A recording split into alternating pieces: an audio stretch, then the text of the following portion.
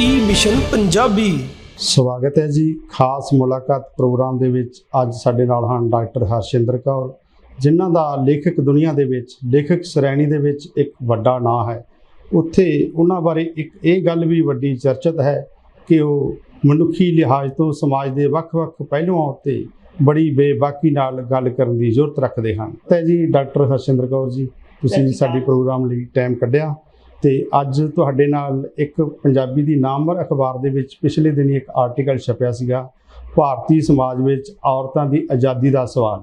ਉਹ ਇੱਕ ਸਰਵੇਖਣ ਰੂਪੀ ਆਰਟੀਕਲ ਸੀਗਾ, ਉਹਦੇ ਲਿਹਾਜ਼ ਤੋਂ ਤੁਹਾਡੇ ਨਾਲ ਗੱਲ ਕਰਾਂਗੇ। ਅਸੀਂ ਮਰਦਾਂ ਤੇ ਔਰਤਾਂ ਦੀ ਸਮਾਨਤਾ ਅਸਮਾਨਤਾ ਦਾ ਜਿਹੜਾ ਮਾਮਲਾ ਹੈ, ਇਹ ਪ੍ਰਾਚੀਨ ਯੁੱਗ ਦੇ ਵਿੱਚ ਵੀ ਆਪਾਂ ਨੂੰ ਸੁਣਦੇ ਰਹੇ ਹਾਂ, ਤਾਂ ਮੱਧ ਯੁੱਗ ਦੇ ਵਿੱਚ ਵੀ ਇਹ ਵਰਤਾਰਾ ਮਤਲਬ ਜਾਰੀ ਰਿਹਾ ਤੇ ਹੁਣ ਅਜੋਕਾ ਯੁੱਗ, ਜਿਹਨੂੰ ਬੜਾ ਤੇਜ਼ ਤਰਾਰ ਆਧੁਨਿਕ ਯੁੱਗ ਕਿਹਾ ਜਾਂਦਾ, ਜਿਹੜਾ ਅੱਗੇ ਬੜਾ ਵੱਧ ਰਿਹਾ ਬੜੀ ਤੇਜ਼ੀ ਦੇ ਨਾਲ, ਕਈ ਕਦਰਾਂ ਕੀਮਤਾਂ ਮਤਲਬ ਇਹ ਪਿਛਲੀਆਂ ਛੱਡ ਰਿਹਾ ਹੈ। ਤੇ ਜਿਹੜਾ ਸਮਾਨਤਾ ਅਸਮਾਨਤਾ ਮਰਦ ਪੁਰਸ਼ ਦਰਮਿਆਨ ਉਹ ਵਰਤਾਰਾ ਹੈ, ਉਹ ਖੱਪਾ ਹੈ, ਉਹ ਅਜੇ ਭਰਪਾਈ ਨਹੀਂ ਹੋ ਰਿਹਾ। ਭਾਵੇਂ ਕੁਛ ਦੂਰੀਆਂ ਜ਼ਰੂਰ ਘਟੀਆਂ ਹਨ, ਪਰੰਤੂ ਇਹ ਦੂਰੀ ਇੱਕ ਜਿਹੜੀ ਵੱਡੀ ਦੂਰੀ ਹੈ ਉਹ ਅੱਜ ਵੀ ਬਰਕਰਾਰ ਹੈ। ਇਸ ਸਾਰੇ ਵਰਤਾਰੇ ਉੱਤੇ ਜਾਂ ਜੋ ਵੀ ਹੈ, ਤੁਹਾਡਾ ਕੀ ਦੇਖਦੇ ਹੋ ਤੁਸੀਂ ਇਸ ਸਾਰੇ ਮਾਮਲੇ ਨੂੰ? ਦੇਖੋ, ਜਿਸ ਸਮੇਂ ਦੀ ਤੁਸੀਂ ਗੱਲ ਕਰ ਰਹੇ ਹੋ, ਉਹਨਾਂ ਸਮਿਆਂ ਵਿੱਚ ਤਾਂ ਹਾਲ ਹੀ ਸੀ ਕਿ ਲੋਕ ਜਦੋਂ ਕਬੀਲਿਆਂ ਵਿੱਚ ਯੁੱਧ ਕਰਨ ਵੀ ਜਾਂਦੇ ਸਨ ਜਾਂ ਜੰਗ ਲੜਨ ਜਾਂਦੇ ਸਨ, ਇੱਕ ਦੂਜੇ ਕਬੀਲੇ ਦੇ ਨਾਲ ਵੀ ਜਦੋਂ ਕਿਸੇ ਕਾਰਨ ਲੜਾਈ ਹੁੰਦੀ ਸੀ, ਉਦੋਂ ਵੀ ਇਹ ਮੰਨਿਆ ਜਾਂਦਾ ਸੀ ਕਿ ਇਹ ਤਾਂ ਸਿਰਫ ਢਿੱਡ ਭਰਨ ਯੋਗ ਨੇ ਜਾਂ ਇਹ ਬੱਚੇ ਜੰਮਣ ਯੋਗ ਹੀ ਨੇ, ਸੋ ਇਹਨਾਂ ਨੂੰ ਖਤਮ ਕਰ ਦਿਓ। ਜਾਂ ਦੂਜੇ ਕਬੀਲੇ ਦੇ ਵਿੱਚ ਹੱਲਾ ਬੋਲ ਕੇ ਇਹਨਾਂ ਨੂੰ ਚੁੱਕ ਲਿਆਉਣਾ ਇੱਕ ਢੰਗ ਸੀ, ਇੱਕ ਵਰਤਾਰਾ ਸੀ ਪੱਥਰ ਯੁੱਗ ਸਮੇਂ ਤੋਂ, ਕਿ ਔਰਤ ਨੂੰ ਅਧੀਨਗੀ ਦੀ ਇੱਕ ਸਿੱਖਿਆ ਦਿੱਤੀ ਜਾਂਦੀ ਰਹੀ। ਤੇ ਇਹੋ ਕਾਰਨ ਸੀ ਕਿ ਉਹਨਾਂ ਸਮਿਆਂ ਤੋਂ ਹੁਣ ਤੱਕ, ਭਾਵੇਂ ਅਸੀਂ ਕਹਿੰਦੇ ਹਾਂ ਚੰਦ ਤੇ ਜਾਂ ਮਾਰਸ ਤੇ ਪਹੁੰਚ ਗਏ ਹਾਂ, ਪਰ ਜੇ ਹਕੀਕਤ ਵੇਖੀਏ ਤਾਂ ਅੱਜ ਵੀ ਭਾਵੇਂ ਉਹ ਪ੍ਰਧਾਨ ਮੰਤਰੀ ਦੇ ਅਹੁਦੇ ਤੇ ਹੋਣ ਜਾਂ ਰਾਸ਼ਟਰਪਤੀ ਦੇ ਅਹੁਦੇ ਤੇ ਹੋਣ, ਵੱਡੇ ਵਿਕਸਿਤ ਮੁਲਕਾਂ ਦੇ ਭਾਵੇਂ ਉਹ ਮੰਤਰੀ ਹੋਣ ਜਾਂ ਕਿਸੇ ਵੀ ਅਹੁਦੇ ਤੇ ਪਹੁੰਚ ਚੁੱਕੇ ਹੋਣ, ਇਹ ਵੇਖਣ ਵਿੱਚ ਆਇਆ ਕਿ ਉਹੀ ਪੁਰਾਣੀ ਸੋਚ ਕਿ ਮੈਂ ਜੇ ਸਮਾਜ ਵਿੱਚ ਵਿਚਰਨਾ ਜੋ ਕਿ ਮਰਦ ਪ੍ਰਧਾਨ ਸਮਾਜ ਹੈ, ਤਾਂ ਕਿਤੇ ਨਾ ਕਿਤੇ ਮੈਂ ਅੱਜ ਵੀ ਉਸ ਅਧੀਨਗੀ ਵਿੱਚ ਹੀ ਵਿਚਰਨਾ ਹੈ। ਤੇ ਮੈਂ ਜੇ ਇਕੱਲੀ ਹਾਂ ਜਾਂ ਕੋਈ ਮੇਰੇ ਨਾਲ ਨਹੀਂ ਹੈ ਮੇਰਾ ਸਾਥੀ, ਦਾ ਮਤਲਬ ਹੈ ਮੈਂ ਸੌਖਾ ਸ਼ਿਕਾਰ ਬਣ ਸਕਦੀ ਹਾਂ ਜਾਂ ਮੇਰੇ ਬਾਰੇ ਸਮਾਜ ਨੇ ਕੀ ਕਹਿਣਾ, ਜਾਂ ਇਹੋ ਜਿਹੀ ਸੋਚ ਸਾਡੇ ਇਨਗ੍ਰੇਨਡ ਹੈ ਕਿ ਸਾਨੂੰ ਸਿਖਾ ਦਿੱਤਾ ਗਿਆ ਇਸ ਸਮਾਜ ਵਿੱਚ ਕਿ ਬੇਟੀ ਨੇ ਜੰਮਣ ਸਮੇਂ ਤੋਂ ਕਿਵੇਂ ਬਹਿਣਾ ਹੈ, ਕਿਵੇਂ ਉੱਠਣਾ ਹੈ, ਕਿੱਥੇ ਬੋਲਣਾ ਹੈ, ਉਹਨੂੰ ਇਹ ਇਜਾਜ਼ਤ ਨਹੀਂ ਦਿੱਤੀ ਗਈ। ਨਾ ਅਸੀਂ ਸਿਖਾਉਂਦੇ ਹਾਂ ਮੁੱਢ ਤੋਂ ਕਿ ਤੂੰ ਆਪ ਇੱਕ ਇੰਡੀਪੈਂਡੈਂਟ ਨੇ ਹੈ, ਤੇਰੀ ਇੱਕ ਵੱਖਰੀ ਹੈਸੀਅਤ ਹੈ, ਤੂੰ ਵੱਖਰੀ ਤੇਰੀ ਹੋਂਦ ਹੈ।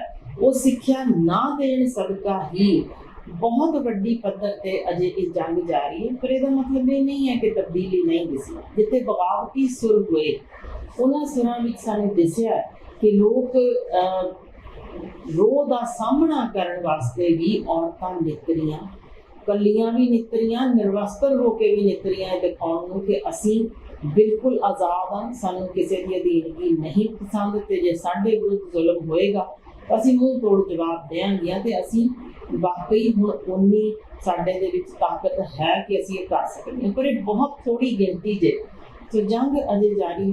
ਠੀਕ ਮੈਮ, ਸੋਹੀ ਗੱਲ ਨੂੰ ਜੇ ਆਪਾਂ ਅੱਗੇ ਤੋਰੀਏ, ਮਰਦ ਦਾ ਜੇ ਮਨ ਕਰਦਾ ਹੈ ਸਰੀਰਕ ਸੰਬੰਧ ਬਣਾਉਣ ਲਈ, ਤਾਂ ਉਹਦੀ ਪਤਨੀ ਮਨਾ ਕਰਦੀ ਹੈ, ਤਾਂ ਕੀ ਉਹ ਆਪਣੀ ਪਤਨੀ ਜਾਂ ਮਹਿਲਾ ਨੂੰ ਦੀ ਝਿੜਕ ਚੰਬ ਕਰੇ ਜਾਂ ਉਹਨੂੰ ਇਸ ਮਾਮਲੇ ਦੇ ਵਿੱਚ ਗੁੱਸੇ ਹੋਵੇ ਜਾਂ ਉਹਦੇ ਨਾਲ ਜ਼ਬਰਦਸਤੀ ਕਰੇ? ਉਹ ਮਰਦ ਨੂੰ ਇਹਦੇ ਸੰਦਰਭ ਦੇ ਵਿੱਚ ਕੀ ਅਧਿਕਾਰ ਰਹਿ ਜਾਂਦਾ? ਜਿਹੜੀ ਆਪਾਂ ਰਿਪੋਰਟ ਦੀ ਗੱਲ ਕੀਤੀ ਹੈ ਸਰਵੇਖਣ ਦੀ, ਉਹਦੇ ਵਿੱਚ ਇੱਕ ਤੱਥ ਬੜਾ ਰੌਚਕ ਹੈ ਕਿ 67% ਪੰਜਾਬੀ ਮਰਦ ਜ਼ਬਰਦਸਤੀ ਬਣਾਉਣ ਨੂੰ, ਇਸ ਵਰਤਾਰੇ ਦੇ ਵਿੱਚ ਅੱਗੇ ਆਉਣ ਨੂੰ ਤਰਜੀਹ ਦਿੰਦੇ ਹੈ। ਤਾਂ ਇਹ ਸਾਰੇ ਜਿਹੜਾ ਉਪਜਰਿਆ ਵਰਤਾਰਾ ਹੈ, ਆਪਾਂ ਪੰਜਾਬੀ ਸਮਾਜ ਦੀ ਗੱਲ ਕੀਤੀ ਹੈ ਪਿਛਲੇ ਯੁੱਗ ਤੋਂ ਹੁਣ ਤੱਕ, ਤੇ ਹੁਣ ਪੰਜਾਬੀ ਸਮਾਜ 'ਤੇ ਆਉਂਦੇ ਹਾਂ, ਤਾਂ ਤੁਸੀਂ ਕਿਵੇਂ ਦੇਖਦੇ ਹੋ ਇਸ ਸਾਰੇ ਉਪਜਰਿਆ ਵਰਤਾਰੇ ਨੂੰ? ਦੇਖੋ, ਇਹ ਬਹੁਤ ਇੱਕ ਸੈਂਸਿਟਿਵ ਇਸ਼ੂ ਜੋ ਤੁਸੀਂ ਛੋੜਿਆ, ਜਿਹਦੇ ਵਿੱਚ ਜੇ ਅਸੀਂ ਅੰਕੜਿਆਂ ਦੀ ਗੱਲ ਕਰੀਏ ਤਾਂ ਮੈਂ ਜੇ ਆਪਣੇ ਤੇ ਵੀ ਲਾਗੂ ਕਰਾਂ ਜਾਂ ਆਪਣੇ ਨਾਲਦਿਆਂ ਤੇ ਵੀ ਲਾਗੂ ਕਰਾਂ, ਤਾਂ ਮੈਨੂੰ ਨਹੀਂ ਜਾਪਦਾ ਕਿ ਹਰ ਬੰਦਾ ਅਜਿਹੀ ਗੱਲ ਵਿੱਚ ਖੁੱਲ੍ਹ ਕੇ ਆਪਣੇ ਘਰੇਲੂ ਇਸ ਤਰੀਕੇ ਦੇ ਇੰਟੀਮੇਟ ਰਿਲੇਸ਼ਨਸ ਬਾਰੇ ਗੱਲ ਕਰਨਾ ਚਾਹੇਗਾ। ਸੋ ਅੰਕੜਿਆਂ ਦੇ ਹਿਸਾਬ ਨਾਲ ਤੁਰੀਏ ਮੈਨੂੰ ਲੱਗਦਾ ਕਿ ਸ਼ਾਇਦ ਇਸ ਤੋਂ ਕਿਤੇ ਵੱਧ ਹੋਣਗੇ। ਮੈਂ ਬਤੌਰ ਇੱਕ ਔਰਤ ਹੁੰਦਿਆਂ, ਕਿਉਂਕਿ ਜਿੰਨੇ ਕੁ ਅਸੀਂ ਨੇੜ ਕਿਸੇ ਦੇ ਨਾਲ ਰੱਖਦੇ ਹਾਂ ਜਾਂ ਆਪੋ ਵਿੱਚ ਕਿਤੇ ਗੱਲ ਹੁੰਦੀ ਹੈ, ਤਾਂ ਬਹੁਤ ਵੱਡੀ ਗਿਣਤੀ ਅੱਜ ਵੀ ਔਰਤਾਂ ਇਸ ਚੀਜ਼ ਨੂੰ ਜਰ ਰਹੀਆਂ ਨੇ। ਮਿਸਾਲ ਵਜੋਂ ਕਿ ਇੱਕ ਔਰਤ ਤੋਂ ਐਕਸਪੈਕਟ ਕੀਤਾ ਜਾਂਦਾ ਤੇ ਇੱਕ ਔਰਤ ਹੀ ਕਈ ਵਾਰ ਉਸ ਤੇ ਪੂਰਾ ਦਬਾਅ ਪਾਉਂਦੀ, ਯਾਨੀ ਸੱਸ ਹੀ ਕਈ ਵਾਰ ਆਪਣੀ ਨੂੰਹ ਤੇ ਤੋਂ ਐਕਸਪੈਕਟ ਕਰਦੀ ਹੁੰਦੀ ਹੈ ਕਿ ਮੇਰੇ ਪੁੱਤਰ ਦੀ ਤੂੰ ਜੀ ਹਜ਼ੂਰੀ ਕਰਨੀ ਹੈ ਜਾਂ ਉਸੇ ਤਰ੍ਹਾਂ ਕਰਨਾ। ਕਾਰਨ ਇਹ ਕਿ ਉਹਨੂੰ ਵੀ ਮੁੱਢ ਕਦੀਮ ਤੋਂ ਇਹੋ ਸਿਖਾਇਆ ਗਿਆ ਸੀ ਕਿ ਤੂੰ ਆਪਣੇ ਪਤੀ ਦੀ ਜੀ ਹਜ਼ੂਰੀ ਕਰਨੀ ਹੈ, ਤੇ ਇੱਕ ਡਿਪੈਂਡੈਂਸੀ ਦਾ ਅਸੀਂ ਉਹਨੂੰ ਜੋ ਸਿੱਖਿਆ ਦੇ ਚੁੱਕੇ ਹਾਂ ਕਿ ਤੂੰ ਪਹਿਲਾਂ ਪੁੱਤਰ ਦੇ ਖਿਮਾ ਕਰਿਓ ਕਿ ਤੂੰ ਪਹਿਲਾਂ ਆਪਣੇ ਪਤੀ ਦੇ ਅਧੀਨ ਹੈ ਤੇ ਫਿਰ ਪੁੱਤਰ ਦੇ ਅਧੀਨ ਤੂੰ ਰਹਿਣਾ। ਇਹੋ ਸਿੱਖਿਆ ਪਿਓ ਦੇ ਕੇ ਤੋੜਦਾ ਹੈ, ਕਿਉਂਕਿ ਉਹਨੇ ਉਸ ਘਰ ਵਿੱਚ ਵੀ ਅਧੀਨਗੀ ਹੀ ਸਹੀ ਹੁੰਦੀ ਹੈ ਕਿ ਮੇਰੇ ਭਰਾ ਨੇ ਬਹਿਣਾ ਤੇ ਮੈਂ ਕੰਮ ਕਰਨਾ। ਸੋ ਉਹ ਇੱਕ ਸਿੱਖਿਆ ਇੱਕ ਤਰੀਕੇ ਦੀ ਔਰਤ ਨੂੰ ਇੱਕ ਸਟੈਪ ਡਾਊਨ ਰੱਖ ਦਿੰਦੀ ਹੈ, ਜਿੱਥੇ ਉਹਦੀ ਆਪਣੀ ਮਰਜ਼ੀ।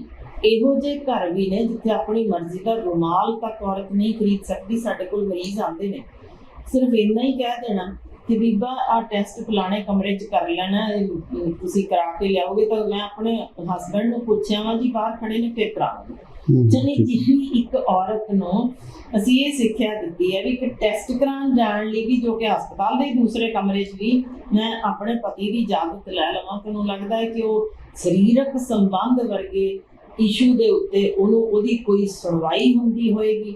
ਨਾਮੁਮਕਿਨ ਹੈ। ਮੈਨੂੰ ਜਾਪਦਾ ਹੈ ਕਿ ਜੋ ਵੀ ਤੁਸੀਂ ਅੰਕੜੇ ਦੱਸਦੇ ਸੋ ਕਿਤੇ ਵੱਧ ਹੋਣਗੇ। ਹਾਲਾਂਕਿ ਪੁੱਠਾ ਕੰਮ ਵੀ ਹੈ।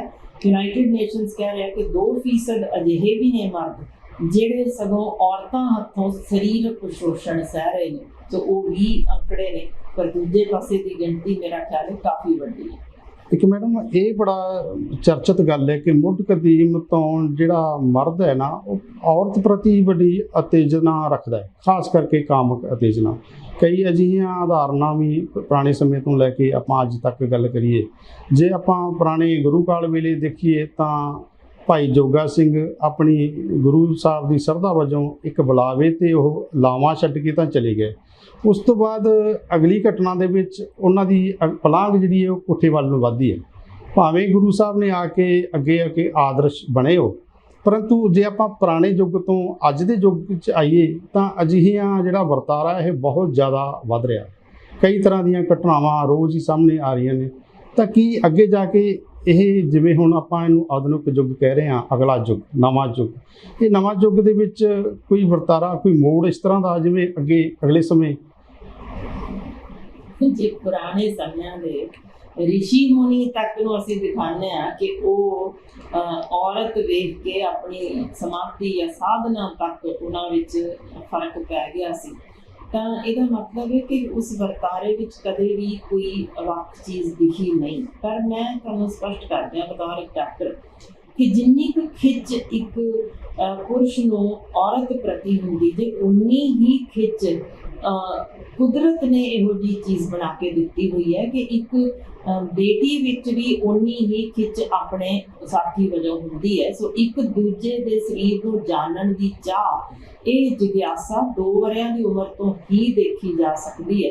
ਇਹੀ ਕਾਰਨ ਹੈ ਕਿ ਇਸ ਨੂੰ ਜੋ ਕਿ ਕੁਦਰਤੀ ਸੁਭਾਅ ਹੈ, ਉਸ ਨੂੰ ਕਿ ਦੂਜੇ, ਜਿਵੇਂ ਹੁਣ ਇੱਕ ਬੰਦ ਟੱਪੀ ਵੀ ਰੱਖ ਦਿਓ ਤੁਹਾਡੇ ਅੱਗੇ ਤੇ ਤੁਸੀਂ ਕਹੋਗੇ ਉਹ ਸਾਰਾ ਕੁਝ ਫਰੋਲ ਲਓ, ਇੱਕ ਬੰਦ ਟੱਪੀ ਨਹੀਂ ਖੋਲ੍ਹਣੀ, ਤਾਂ ਸਿਵਾਏ ਉਸਦੇ ਹੋਰ ਤੁਸੀਂ ਕੁਝ ਦੇਖੋਗੇ ਨਹੀਂ, ਕੇਂਦਰਿਤ ਉੱਥੇ ਹੋ ਜਾਂਦੇ। ਬਿਲਕੁਲ ਇੰਝ ਹੀ ਇੱਕ ਵਰਜਿਤ ਚੀਜ਼ ਜਦੋਂ ਅਸੀਂ ਕਰ ਦਿੰਦੇ ਹਾਂ, ਇਹਨੂੰ ਨਹੀਂ ਦੇਖਣਾ, ਇਹਨੂੰ ਨਹੀਂ ਕਰਨਾ, ਤਾਂ ਜ਼ਿਆਦਾ ਉਸ ਪ੍ਰਤੀ ਖਿੱਚ ਹੁੰਦੀ ਹੈ। ਵਿਕਸਿਤ ਮੁਲਕ ਕੀ ਕਰਦੇ ਨੇ ਕਿ ਜੀ ਆਇਆ ਤੇ 3 ਵਰ੍ਹਿਆਂ ਦੇ ਬੱਚੇ ਜੀ ਇਕੱਠੇ ਨੂੰ ਸਵਿਮਿੰਗ ਕਰਨਗੇ, ਨਿਰਵਸਤਰ ਹੋ ਕੇ, ਤੇ ਇਕੱਠੇ ਹੀ ਸਾਰੇ ਦੌੜਨਗੇ, ਭੱਜਣਗੇ। ਸੋ ਉਸ ਕਿਸਮ ਦੀ ਖਿੱਚ ਉਹ ਉਨੀ ਨਹੀਂ ਰਹਿੰਦੀ, ਕਿਉਂਕਿ ਇੱਕ ਦੂਜੇ ਦੇ ਸਰੀਰ ਨੂੰ ਜਾਣਨ ਦੀ ਚਾਹ ਜੋ ਨਾਰਮਲ ਹੈ ਖਤਮ ਹੋ ਜਾਂਦੀ ਹੈ। ਸੋ ਇਹ ਜਿਹੜਾ ਵਰਤਾਰਾ ਸਾਡੇ ਤੁਰਦਾ ਹੈ ਕਿ ਤੁਸੀਂ ਕੁੜੀਆਂ ਦੀਆਂ ਸੀਟਾਂ ਵੱਖ, ਮੁੰਡਿਆਂ ਦੀਆਂ ਵੱਖ, ਤੁਸੀਂ ਗੱਲ ਨਹੀਂ ਕਰਨੀ, ਇੱਥੇ ਖੜੇ ਨਹੀਂ ਦਿਖਣੇ, ਇੱਥੇ ਪੁਲਿਸ ਆਏਗੀ ਤੇ 2 ਜਣੇ ਗੱਲ ਕਿਉਂ ਕਰ ਰਹੇ ਨੇ। ਸੋ ਜਿੰਨਾ ਇਹਨੂੰ ਸਗੋਂ ਅਸੀਂ ਵਰਤਾਰੇ ਨੂੰ ਵਧਾ ਰਹੇ ਹਾਂ, ਓਨਾ ਹੀ ਉਹ ਖਿੱਚ ਨਾ ਸਿਰਫ ਮੁੰਡਿਆਂ ਵਿੱਚ ਬਲਕਿ ਕੁੜੀਆਂ ਵੀ ਫਿਰ ਇਸੇ ਤਰ੍ਹਾਂ ਹੀ ਨਿਕਲਣਾ ਚਾਹੁੰਦੀਆਂ ਨੇ ਕਿ ਇਸ ਬੰਦਸ਼ ਚੋਂ ਅਸੀਂ ਬਾਹਰ ਨਿਕਲ ਕੇ ਅਸੀਂ ਦਿਖਾਉਂਦੀਆਂ ਕਿ ਕਿਵੇਂ ਅਸੀਂ ਸਰੀਰਕ ਸੰਬੰਧ ਤੱਕ ਬਣਾ ਲਵਾਂਗੀਆਂ ਜਾਂ ਐਕਸਟਰਾ ਮੈਰਿਟਲ ਰਿਲੇਸ਼ਨਸ਼ਿਪਸ ਬਣਾਵਾਂਗੀਆਂ ਕਿ ਅਸੀਂ ਵੀ ਆਜ਼ਾਦ ਹਾਂ। ਸੋ ਮੈਂ ਬਿਲਕੁਲ ਕਿਸੇ ਕਿਸਮ ਦਾ ਵਰਤਾਰਾ ਸਹੀ ਨਹੀਂ ਠਹਿਰਾਉਂਦੀ, ਪਰ ਕਿਸੇ ਦੀ ਆਜ਼ਾਦੀ ਨੂੰ ਖੋਹ ਲੈਣਾ, ਉਹਦੇ ਵਿੱਚ ਫਰਕ ਹੁੰਦਾ ਜੇ ਕਿ ਕਿਸ ਹੱਦ ਤੱਕ ਦੀ ਆਜ਼ਾਦੀ। ਉਹ ਇੱਕ ਸਮਾਜ ਜੋ ਤੈਅ ਕਰ ਰਿਹਾ ਹੈ, ਪਹਿਲੀ ਗੱਲ ਸਮਾਜ ਦੇ ਹਿੱਸਾ ਕੌਣ ਹੈ, ਕਿ ਸਿਰਫ ਪੁਰਸ਼ ਤੈਅ ਕਰ ਰਹੇ ਨੇ ਜਾਂ ਕਿ ਉਹਦੇ ਵਿੱਚ ਕਿਸੇ ਥਾਂ ਤੇ ਕਿਸੇ ਔਰਤ ਦੀ ਗੱਲ ਵੀ ਸੁਣੀ ਜਾ ਰਹੀ, ਜਾਂ ਕੋਈ ਔਰਤ ਜਦੋਂ ਇਹੋ ਜਿਹਾ ਨਾਜ਼ੁਕ ਵਿਸ਼ਾ ਛੂਹਦੀ ਹੈ ਕਿ ਸਮਾਜ ਉਸ ਨੂੰ ਚੰਗੀ ਨਿਗਾਹ ਨਾਲ ਦੇਖਦਾ, ਜਾਂ ਸਿਰਫ ਇੱਕ ਉਹਨੂੰ ਸ਼ੈ ਸਮਝ ਕੇ ਕਿ ਹਾਂਜੀ ਇਹ ਫਿਰ ਜੇ ਕੋਈ ਬੋਲੀ ਹੈ ਤਾਂ ਜ਼ਰੂਰ ਇਹਦਾ ਕਿਰਦਾਰ ਹੀ ਮਾੜਾ ਹੋਏਗਾ ਕਿ ਔਰਤ ਦੇ ਹੱਕ ਵਿੱਚ ਕਿਉਂ ਬੋਲੀ, ਜਾਂ ਔਰਤ ਦੀਆਂ ਸਦਰਾਂ ਬਾਰੇ ਕੋਈ ਗੱਲ ਕਰੀ ਕਿਉਂ। ਸੋ ਇਸ ਤਰੀਕੇ ਦੀ ਜਦੋਂ ਅਸੀਂ ਸਮਾਜ ਵਿੱਚ ਇੱਕ ਉੱਚੀ ਨੀਵੀਂ ਹਾਲ ਬਣਾ ਕੇ ਰੱਖਿਆ ਹੋਵੇ, ਸਮਾਨਤਾ ਜਿੱਥੇ ਹੋਵੇ ਹੀ ਨਾ, ਉੱਥੇ ਔਰਤ ਦੀਆਂ ਸਦਰਾਂ ਦੀਆਂ ਕੀ ਗੱਲਾਂ ਆਪਾਂ ਕਰਦੇ ਹਾਂ, ਸਵਾਲ ਹੀ ਪੈਦਾ ਨਹੀਂ ਹੁੰਦਾ। ਅਸੀਂ ਇੱਕ ਤਰਫਾ ਤਾਂ ਸੋਚ ਲਿਆ ਕਿ ਇੱਕ ਬੰਦੇ ਦੀ ਔਰਤ ਪ੍ਰਤੀ ਖਿੱਚ ਹੁੰਦੀ ਹੈ। ਮੈਨੂੰ ਤਾਂ ਅੰਕੜੇ ਦਿਖਾ ਦਿਓ ਜਿਸਨੇ ਵੀ ਲਿਖੇ ਹੋਣ ਜਾਂ ਜੋ ਵੀ ਕੋਈ ਗੱਲ ਕਰਨਾ ਚਾਹੇ ਕਿ ਕਿਸੇ ਔਰਤ ਦੀ ਜਦੋਂ ਕਿਤੇ ਪੁਰਸ਼ ਦੇ ਵਿਰੁੱਧ ਖਿੱਚ ਹੁੰਦੀ ਜੇ, ਉਹਨੂੰ ਸਮਾਜ ਕਿਸ ਨਿਗਾਹ ਨਾਲ ਵੇਖਦਾ, ਤੇ ਕੀ ਉਹ ਨਾਰਮਲ ਹੁੰਦਾ ਕਿ ਕਿਤੇ ਕਿਸੇ ਦੀ ਧੀ ਕਤਲ ਤਾਂ ਨਹੀਂ ਹੁੰਦੀ ਕਿ ਆਪਣੀ ਮਰਜ਼ੀ ਨਾਲ ਵਿਆਹ ਕਰਾ ਲਈ, ਉਹ ਇੱਕ ਤਰਫਾ ਤਾਂ ਨਹੀਂ ਹੁੰਦਾ, ਦੋਨਾਂ ਦੀ ਬਰਾਬਰ ਦੀ ਖਿੱਚ ਹੁੰਦੀ ਜੇ। ਪਰ ਉਦੋਂ ਸਿਰਫ ਤੇ ਸਿਰਫ ਅੱਲਾ ਬੇਟੀ ਤੇ ਕਿਉਂ ਮਾਰਿਆ ਜਾਂਦਾ? ਇਹਦਾ ਆਪਾਂ ਇਹ ਵੀ ਮੰਨ ਸਕਦੇ ਹਾਂ ਕਿ ਵਿਕਸਿਤ ਮੁਲਕਾਂ ਦੇ ਜਿਹੜੇ ਸਮਾਜਿਕ ਸਰੋਕਾਰ ਨੇ ਉਹ ਆਪਣੇ ਮੁਲਕ ਨਾਲੋਂ ਬਿਹਤਰ ਨੇ। ਆਪਾਂ ਨੂੰ ਅਜੇ ਉਹ ਤਾਂਘ ਹੈਗੀ ਹੈ ਕਿ ਆਪਾਂ ਵੀ ਵਿਕਸਿਤ ਮੁਲਕਾਂ ਦੇ ਬਰਾਬਰ ਜਿਹੜੇ ਸਮਾਜਿਕ ਤਾਣਾ ਬਾਣਾ ਸਰੋਕਾਰ ਹੈ ਉਸ ਤਰ੍ਹਾਂ ਦਾ ਆਪਾਂ ਬਣਾ ਸਕੀਏ। ਦੇਖੋ, ਮੈਂ ਥੋੜ੍ਹਾ ਜਿਹਾ ਵੱਖ ਰਾਏ ਰੱਖਦੀ ਹਾਂ, ਕਿਉਂਕਿ ਜੇ ਅਸੀਂ ਬਲਾਤਕਾਰਾਂ ਦੀ ਗਿਣਤੀ ਦੇਖੀਏ ਤਾਂ ਵਿਕਸਿਤ ਮੁਲਕਾਂ ਵਿੱਚ ਸਾਡੇ ਮੁਲਕਾਂ ਦੇ ਬਰਾਬਰ ਜਾਂ ਕਿਤੇ ਕਿਤੇ ਵੱਧ ਵੀ ਦਿਖਦੇ। ਸੋ ਇਹਦਾ ਮਤਲਬ ਹੈ ਕਿ ਉੱਥੇ ਵੀ ਉਸੇ ਸੋਚ ਨਾਲ ਬਹੁਤ ਭਾਰੀ ਗਿਣਤੀ ਲੋਕ ਹਨ।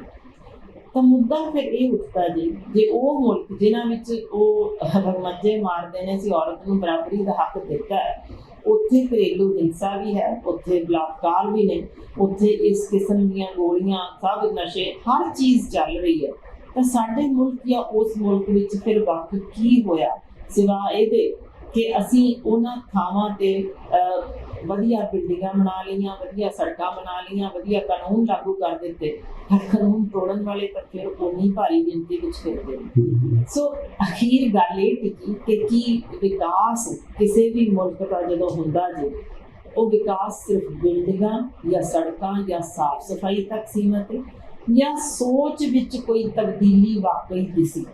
ਜੇ ਉਹਨਾਂ ਮੁਲਕਾਂ ਵਿੱਚ ਵੀ ਸਾਡੇ ਜੇ ਅਸੀਂ ਵੇਖੀਏ ਕਿ ਔਰਤ ਨੂੰ ਇਸ ਕਿਸਮ ਦੇ ਭੱਦੇ ਮਜ਼ਾਕ ਨੂੰ ਸੁਣਨੇ ਪੈਣ, ਜਾਂ ਹੁਣ ਅੱਜ ਦੇ ਦਿਨ ਵੀ ਅਸੀਂ ਗੱਲ ਕਰੀਏ ਕਿ ਫਲਾਣੇ ਏਰੀਆ 'ਚੋਂ ਜੇ ਤੁਸੀਂ UK 'ਚੋਂ ਲੰਘ ਰਹੇ ਹੋ ਤਾਂ ਉੱਥੇ ਰਾਤ ਨੂੰ ਕੁੜੀ ਦਾ ਨਿਕਲਣਾ ਸੇਫ ਨਹੀਂ, ਜਾਂ ਇਹੋ ਜਿਹੀ ਗੱਲ ਜਦੋਂ ਅੱਜ ਦੇ ਦਿਨ ਸੁਣਨੀ ਪਵੇ ਤਾਂ ਫਿਰ ਕੁਝ ਵਕਤ, ਹਾਲਾਂਕਿ ਉਹਨਾਂ ਮੁਲਕਾਂ ਵਿੱਚ ਰਾਤ 12 ਵਜੇ ਵੀ ਬੇਟੀਆਂ ਇਕੱਲੀਆਂ ਘਰਾਂ 'ਚ ਆਉਂਦੀਆਂ ਨੇ, ਸਾਰਾ ਕੁਝ ਉਹ ਸੁਰੱਖਿਅਤ ਮਹਿਸੂਸ ਵੀ ਕਰਦੀਆਂ ਨੇ, ਫਿਰ ਵੀ ਕਈ ਇਲਾਕਿਆਂ ਨੂੰ ਜਦੋਂ ਮਾਰਕ ਕਰ ਦਿੱਤਾ ਜਾਵੇ ਡੇਂਜਰਸ ਨੇ, ਤਾਂ ਜਾਂ ਉੱਥੇ ਵੀ ਅਸੀਂ ਦੇਖੀਏ ਡਰੱਗ ਲਾਰਡਸ ਆ ਚੁੱਕੇ ਹੋਣ, ਜਾਂ ਉੱਥੇ ਵੀ ਦੇਖੀਏ ਇਸ ਤਰ੍ਹਾਂ ਦੇ ਸੀਰੀਅਲ ਰੇਪਿਸਟਸ ਫਿਰਦੇ ਨੇ, ਬਲਾਤਕਾਰੀ ਫਿਰਦੇ ਹੋਣ, ਤਾਂ ਫਿਰ ਕੁਝ ਤਾਂ ਸੋਚਣ ਦੀ ਲੋੜ ਹੈ ਕਿ ਹਰ ਥਾਂ 'ਤੇ ਮਾਨਸਿਕਤਾ ਨਹੀਂ ਤਬਦੀਲ ਹੋਈ।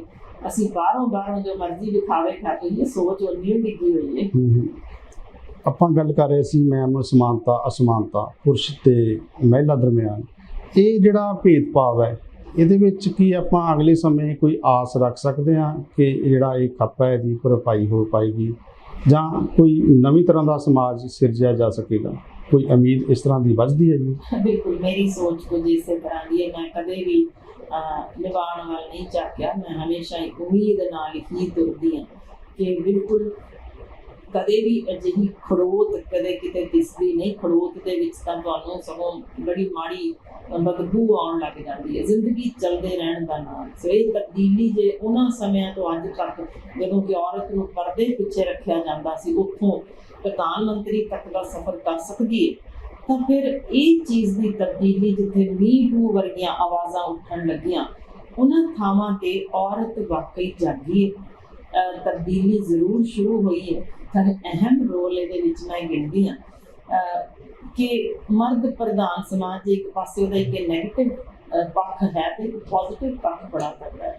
ਜੇ ਔਰਤ ਦੇ ਹੱਕ ਵਿੱਚ ਅਸੀਂ ਆਵਾਜ਼ ਉੱਠੀ ਦੇਖੀਏ, ਭਾਵੇਂ ਉਹ ਕਿਸੇ ਧਰਮ ਨੂੰ ਮੰਨਣ ਵਾਲੇ ਹੋਣ। ਜੇ ਕ੍ਰਿਸ਼ਨ ਜੀ ਸਨ ਤਾਂ ਦ੍ਰੋਪਦੀ ਨੂੰ ਬਚਾਉਣ ਲਈ ਜ਼ਰੂਰ ਉਤਰੇ ਸਨ। ਬਿਲਕੁਲ ਇਸੇ ਤਰ੍ਹਾਂ ਗੁਰੂ ਨਾਨਕ ਸਾਹਿਬ ਦੀ ਔਰਤ ਦੇ ਹੱਕ ਵਿੱਚ ਉੱਠੀ ਆਵਾਜ਼ ਬਾਕਮਾਲ। ਇਸੇ ਤਰ੍ਹਾਂ ਯਾਨੀ ਔਰਤ ਨੂੰ ਇੱਕ ਮਾਂ ਦੇ ਰੂਪ ਦੇ ਵਿੱਚ ਝਾਕਣਾ, ਜਾਂ ਉਸ ਨੂੰ ਧੀ ਦੇ ਰੂਪ ਵਿੱਚ, ਜਾਂ ਪਤਨੀ, ਜਾਂ ਪ੍ਰੇਮਿਕਾ, ਭੈਣ, ਇਹ ਸਾਰੇ ਰੂਪ ਨੇ ਜਿਹੜੇ ਜੇ ਕਿਸੇ ਮਰਦ ਦੇ ਆਲੇ ਦੁਆਲੇ ਨਾ ਹੋਣ ਤਾਂ ਉਹ ਵਿਹੂਣਾ ਜਾਂ ਅੱਧਾ ਗਿਣਿਆ ਜਾਏਗਾ। ਭਾਵੇਂ ਨਾਮ ਔਰਤ ਨੂੰ ਅੱਧੇ ਅੰਗਾਂ ਵਾਲੀ ਅਰਧਾਂਗਨੀ ਕਹਿ ਦਿੱਤਾ ਹੈ, ਪਰ ਮੈਨੂੰ ਤਾਂ ਜਾਪਦਾ ਕਿ ਪੁਰਸ਼ ਜੇ ਆਪਣੇ ਅੰਦਰ ਝਾਕੇਗਾ ਨਾ, ਜੇ ਇਹ ਰਿਸ਼ਤੇ ਉਹਦੇ ਆਲੇ ਦੁਆਲੇ ਨਹੀਂ ਹਨ, ਉਹ ਆਪਣੇ ਆਪ ਨੂੰ ਅਧੂਰਾ ਹੀ ਗਿਣੇਗਾ। ਕਿਉਂਕਿ ਜੇ ਉਹਨੇ ਚੈਨ ਦਾ ਸਾਹ ਲੈਣਾ ਤਾਂ ਆਖਰੀ ਸਾਹ ਤੱਕ ਹਰ ਸੱਟ ਤੇ ਮਾਂ ਹੀ ਯਾਦ ਕਰਦਾ ਹੈ, ਹਾਏ ਮਾਂ। ਬਿਲਕੁਲ ਇੰਝ ਹੀ ਜਦੋਂ ਉਹਨੂੰ ਤਕਲੀਫ ਹੈ ਜਾਂ ਕੋਈ ਪਿਆਰ ਜਾਂ ਮੁਹੱਬਤ ਦੀ ਗੱਲ ਕਰਨੀ ਹੈ, ਉਹਨੂੰ ਭਾਲ ਹੁੰਦੀ ਹੈ ਕਿਸੇ ਪ੍ਰੇਮਿਕਾ ਦੀ। ਇਸੇ ਤਰ੍ਹਾਂ ਜਦੋਂ ਬਹੁਤ ਪਿਆਰ ਉਹਨੇ ਕਿਸੇ ਤੇ ਨਿਛਾਵਰ ਕਰਨਾ ਹੋਵੇ ਤਾਂ ਇੱਕ ਧੀ ਨੂੰ ਗੋਦ ਵਿੱਚ ਬਿਠਾ ਕੇ ਜਾਂ ਮੋਢੇ ਤੇ ਚਾੜ ਉਹ ਪਿਓ ਦਾ ਜੋ ਹੱਕ ਅਦਾ ਉਸ ਕਰਨਾ ਹੈ, ਉਹ ਪਿਓ ਦਾ ਰੁਤਬਾ ਉਸ ਧੀ ਨਹੀਂ ਦੇਣਾ ਹੁੰਦਾ। ਸੋ ਇਹ ਅਜਿਹੇ ਕੁਦਰਤ ਨੇ ਗੁੰਦੇ ਹੋਏ ਨੇ ਰਿਸ਼ਤੇ, ਜਿਨ੍ਹਾਂ ਵਿੱਚ ਆਵਾਜ਼ ਔਰਤ ਦੇ ਹੱਕ ਵਿੱਚ ਹਮੇਸ਼ਾ ਮਰਦ ਵੱਲੋਂ ਚੁੱਕੀ ਗਈ, ਪਰ ਹੁਣ ਸਿਰਫ ਲੋੜ ਇੰਨੀ ਹੈ ਕਿ ਇਹ ਆਵਾਜ਼ ਬੁਲੰਦ ਹੋਵੇ। ਜਿਹੜੇ ਆਵਾਜ਼ ਚੁੱਕਣ ਵਾਲੇ ਨੇ ਔਰਤ ਦੇ ਹੱਕ ਵਿੱਚ, ਉਹਨਾਂ ਨੂੰ ਇਕਜੁੱਟ ਹੋਣਾ ਪਏਗਾ, ਤਾਂ ਕਿ ਜੋ ਮਾੜੇ ਲੋਕ ਇਸ ਮਾੜੀ ਸੋਚ ਨਾਲ ਅੱਜ ਵੀ ਸਮਾਜ ਵਿੱਚ ਵਿਚਰ ਰਹੇ ਨੇ, ਉਹਨਾਂ ਨੂੰ ਵੀ ਪਤਾ ਹੋਵੇ ਕਿ ਔਰਤ ਸਿਰਫ ਇੱਕ ਜਿਸਮ ਨਹੀਂ ਹੈ, ਇਹਦੀਆਂ ਵੀ ਸਦਰਾਂ ਨੇ, ਉਮੰਗਾਂ ਨੇ। ਤੇ ਉਹਦੇ ਲਈ ਜਦੋਂ ਕੋਈ ਸ਼ਬਦ ਵਰਤਦੇ ਨੇ ਨਾ, ਸ਼ਬਦਾਂ ਵਿੱਚ ਗੁਰੂ ਵਸਦਾ ਹੈ। ਸੋ ਕੁਝ ਇਹੋ ਜਿਹੇ ਸੋਚ ਕੇ ਬੋਲੋ ਕਿ ਉਸੇ ਦੀ ਜ਼ਾਤ ਦੇ ਕੁੱਖੋਂ ਜੰਮੇ ਆ, ਤੇ ਉਹਦਾ ਨਿਰਾਦਰ ਕਰਨ ਦਾ ਮਤਲਬ ਹੈ ਤੁਸੀਂ ਆਪਣਾ ਵੀ ਆਪ ਉਹਦੇ ਵਿੱਚ ਸ਼ਾਮਲ ਕਰਦੇ ਹੋ, ਕਿਉਂਕਿ ਮਾਂ ਦਾ ਐਕਸ ਕ੍ਰੋਮੋਸੋਮ ਤੁਹਾਡੇ ਸਰੀਰ 'ਚ। ਉਹਦਾ ਨਿਰਾਦਰ ਕਰਨ ਦਾ ਮਤਲਬ ਹੈ ਤੁਸੀਂ ਆਪਣਾ ਵੀ ਅੱਧਾ ਹਿੱਸਾ ਮਾੜਾ ਗਿਣ ਰਹੇ ਹੋ। ਸੋ ਇਹ ਸ਼ਬਦ ਜ਼ਰੂਰ ਸੋਚ ਸਮਝ ਕੇ ਬੋਲਣੇ ਚਾਹੀਦੇ। ਅੱਜ ਦੇ ਆਪਾਂ ਛੋਹੇ ਗਏ ਵਿਸ਼ੇ ਨੂੰ ਜੇ ਆਪਾਂ ਸਮਾਜ ਨੂੰ ਤੁਸੀਂ ਕੋਈ ਸੁਨੇਹਾ ਦੇਣਾ ਚਾਹੋ ਤਾਂ ਕਿਸ ਤਰ੍ਹਾਂ ਦਾ ਹੋਏਗਾ? ਬਿਲਕੁਲ, ਮੈਂ ਤਾਂ ਇਹੋ ਹੀ ਸੁਨੇਹਾ ਹੁਣ ਵੀ ਜੋ ਦੇ ਕੇ ਹਟੀ ਹਾਂ, ਜੋ ਪਿੱਛੇ ਇਹੋ ਹੀ ਦੁਹਰਾਉਣਾ ਚਾਹੁੰਦੀ ਹਾਂ ਕਿ ਔਰਤ ਜੇ ਨਾ ਹੋਵੇ, ਇਹ ਰੰਗਲੀਆਂ ਚੂੜੀਆਂ ਨਾ ਹੋਣ, ਤਾਂ ਫਿਰ ਇੱਕ ਕਿਸਮ ਦੀ ਤਸਵੀਰ ਕੋਈ ਕਿੰਨੀ ਕੁ ਦੇਰ ਝਾਕ ਸਕਦਾ। ਤਸਵੀਰ ਖੂਬਸੂਰਤੀ ਵੱਖੋ ਵੱਖਰੇ ਰੰਗਾਂ ਨਾਲ ਹੁੰਦੀ ਹੈ। ਜੇ ਜ਼ਿੰਦਗੀ 'ਚ ਉਤਾਰ ਚੜਾਅ ਹੁੰਦੇ ਨੇ ਤਾਂ ਹੀ ਉਹਨੂੰ ਜ਼ਿੰਦਗੀ ਕਿਹਾ ਜਾਂਦਾ ਹੈ। ਬਿਲਕੁਲ ਇਸੇ ਤਰ੍ਹਾਂ ਜੇ ਮਰਦ ਅਧੂਰਾ ਹੈ ਔਰਤ ਬਗੈਰ, ਤਾਂ ਔਰਤ ਵੀ ਮਰਦ ਦੇ ਬਗੈਰ ਅਧੂਰੀ ਹੀ ਗਿਣੀ ਜਾਏਗੀ। ਸੋ ਕਿਉਂ ਨਾ ਇਹ ਸਮਾਜ ਖੂਬਸੂਰਤ ਬਣਾਈਏ ਅਜਿਹੀ ਗੱਡੀ ਨਾਲ ਜਿਹਦੇ ਦੋਨੋਂ ਪਹੀਏ ਬਰਾਬਰ ਦੇ ਤੁਰਨ। ਯਕੀਨਨ ਅਜਿਹੀ ਗੱਡੀ ਵਿੱਚ ਸਫ਼ਰ ਕਰਨ ਦਾ ਸਵਾਦ ਹੀ ਵੱਖ ਹੁੰਦਾ ਹੈ। ਸੋ ਕਦੇ ਇਹ ਤਬਦੀਲੀ ਵੀ ਲਿਆ ਕੇ ਵੇਖੀਏ, ਫਿਰ ਜ਼ਰੂਰ ਅਗਲੇ ਪ੍ਰੋਗਰਾਮ ਵਿੱਚ ਮਿਲਾਂਗੇ। ਇਹ ਸਨ ਡਾਕਟਰ ਹਰਸ਼ਿੰਦਰ ਕੌਰ, ਜਿਨ੍ਹਾਂ ਨੇ ਆਪਣੇ ਵੱਡਮੁੱਲੇ ਵਿਚਾਰ ਪੇਸ਼ ਕੀਤੇ ਨੇ, ਜਿਨ੍ਹਾਂ ਦਾ ਕਹਿਣਾ ਹੈ ਕਿ ਔਰਤ ਤਬਦੀਲੀ ਵੱਲ ਅੱਗੇ ਵਧ ਰਹੀ ਹੈ। ਲੋੜ ਹੈ ਕਿ ਹੁਣ ਪੁਰਸ਼ ਵੀ ਉਹਨਾਂ ਦੇ ਹੰਗਾਰੇ 'ਚ ਹੰਗਾਰਾ ਭਰੇ। ਟੀ ਮਿਸ਼ਨ ਪੰਜਾਬੀ ਦੇ ਇਸ ਪ੍ਰੋਗਰਾਮ ਦੇ ਵਿੱਚ ਡਾਕਟਰ ਹਰਸ਼ਿੰਦਰ ਕੌਰ, ਜਿਹੜੇ ਕਿ ਉੱਘੀ ਸ਼ਖਸੀਅਤ ਹਨ, ਉਹਨਾਂ ਦੇ ਆਉਣ ਤੇ ਅਦਾਰਾ ਸਾਡਾ ਈ ਮਿਸ਼ਨ ਪੰਜਾਬੀ ਮਾਣ ਮਹਿਸੂਸ ਕਰਦਾ ਹੈ। ਧੰਨਵਾਦ ਮੈਮ ਤੁਹਾਡਾ, ਤੁਸੀਂ ਆਏ, ਟਾਈਮ ਕੱਢਿਆ। ਈ ਮਿਸ਼ਨ ਪੰਜਾਬੀ।